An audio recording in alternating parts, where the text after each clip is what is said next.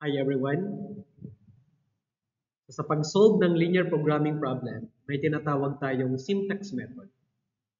Sa simplex method, kailangan nating i-convert yung linear programming problem sa tinatawag na standard form. Sa pag-convert ng uh, linear programming problem sa standard form, especially yung constraints, ginagawa nating yung inequality, ginagawa nating equation. So kaya ngayon, ituturo ko sa inyo yung summarize, yung rules, how to convert constraints to equations in a maximization problem. Okay? We have only two rules. The first one is to add a slack variable if the symbol is less than or equal. Okay?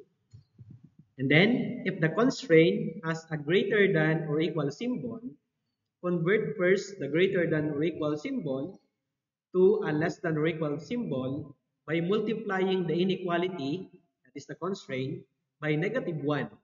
Then add a slack variable. Okay? Ito lang yung rules. Ano? Halimbawa, halimbawa,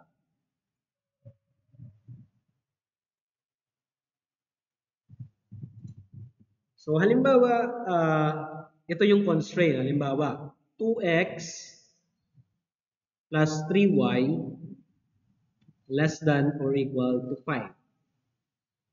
So, ito po ay constraint, inequality. So, based on the rule, sa rule natin, ano ang gagamitin natin? So, rule number 1. Kasi, base sa rule number 1, mag-a-add tayo ng slack variable kapag ang symbol ay less than or equal. So, ibig sabihin, para ma-convert natin ito sa standard form or gagawin natin siyang equation, ito ay magiging 2x plus 3y plus s sub 1. Halimbawa, yung slack variable is denoted by s sub 1 and then equal 5. Ganun lang.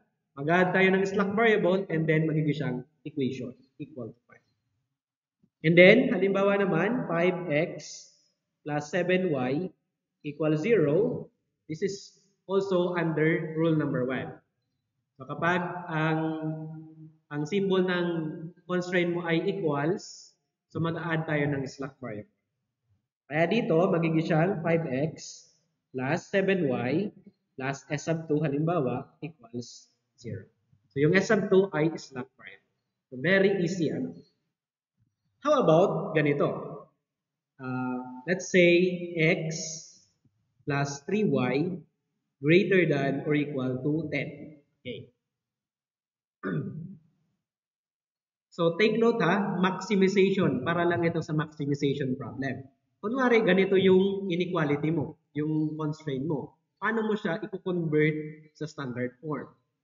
So sabi dito, kapag meron tayong greater than or equal na symbol, kailangan nating i-multiply ng -1 yung inequality natin. Bakit? Kasi para siya ay maging less than or equal. Kasi po guys, actually, ang maximization problem, kadalasan talaga, less than or equal ang kanyang inequality symbol or inequality constraint.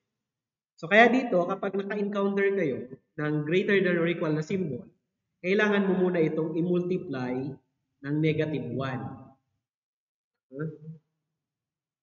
Kailangan nating i-multiply ng -1 both side. So para siya ay maging less than or equal. So ito ay magiging -x minus 3y less than or equal to -10.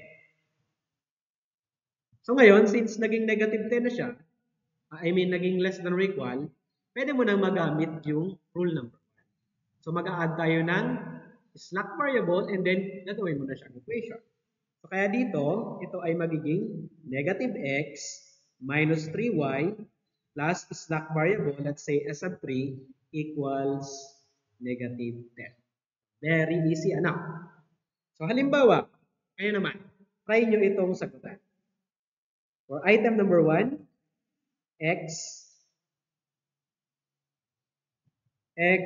minus or plus 10y less than or equal to 5 and then 3x plus 8y greater than or equal to 10. Ayan. Okay, paki-comment po yung answer nyo. And please like, comment, and share my videos.